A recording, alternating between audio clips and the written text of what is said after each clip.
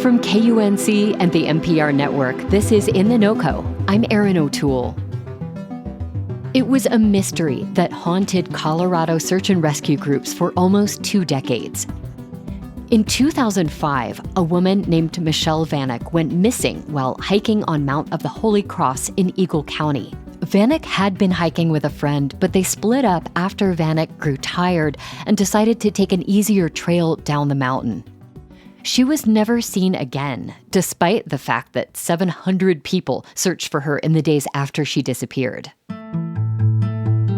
All of that changed a few months ago. An all-women group of rescuers used new technology to revive the search. They used digital maps and drones that conducted searches from the air and ultimately discovered her remains. Reporter Jason Blevins wrote about the search for the Colorado Sun. He spoke with me about how searchers solved this mystery and how their work could reshape the way Colorado's search and rescue teams approach similar cold cases. The story began with Mount of the Holy Cross and why it's a challenging 12-mile route for hikers. Folks do go missing on Holy Cross. It is not uncommon. And it's typically people get disoriented on the descent where they're walking through these long alpine above tree line rock gardens, tons of cliffs, ridges, benches with lakes, couloirs, boulder fields, just a massive timbered apron at the bottom of that thing. And it's all surrounded by a really dense roadless wilderness. So a lot of challenging aspects, just basically finding your way, and certainly a challenge for searchers. Now, as we mentioned, Michelle Vanek disappeared 20 years ago. She was a 35-year-old mother from Lakewood. The search for her remains got some new energy when a woman named Erica German joined Vail Mountain Rescue Group in 2012. You write that she started by compiling every report she could find, every hand-drawn map from the initial search efforts. What was she looking for in those documents?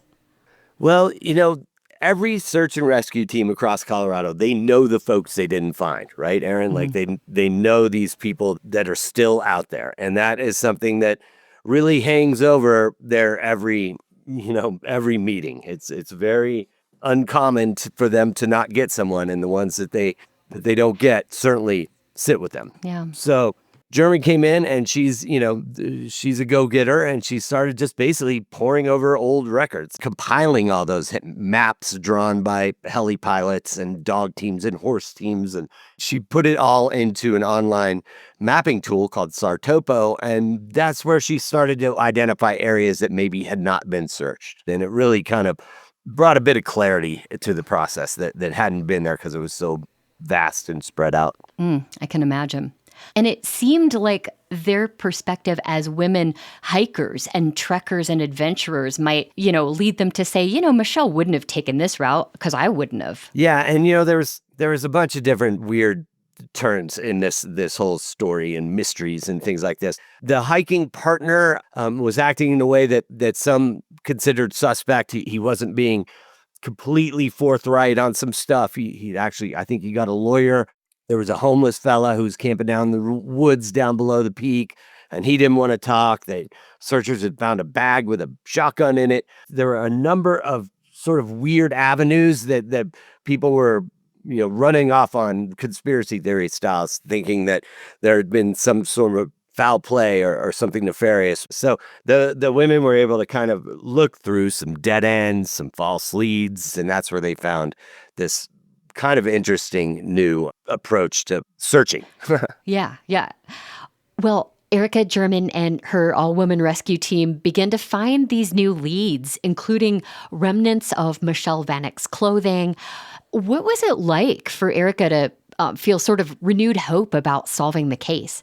I think there was a lot of optimism there, and she had a very technical approach, and she put all these maps into a single map.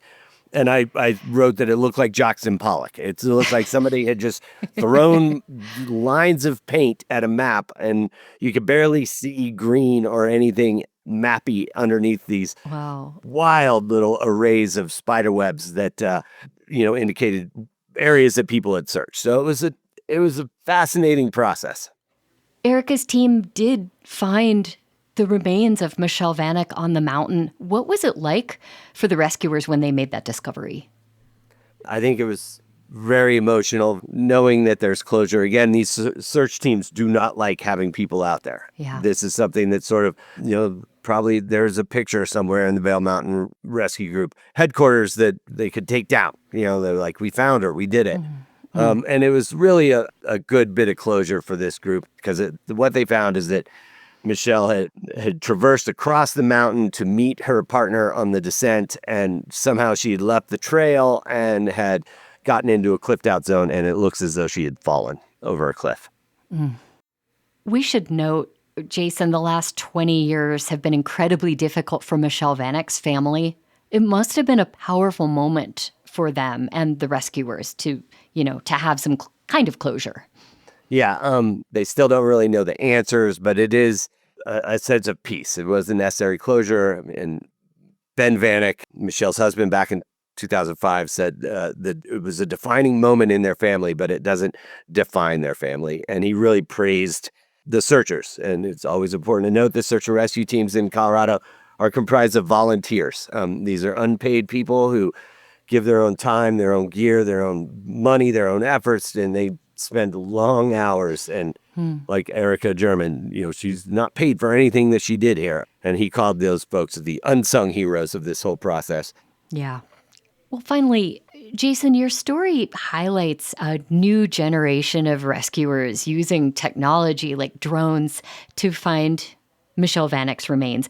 There are other cases in Colorado of missing hikers who were never found.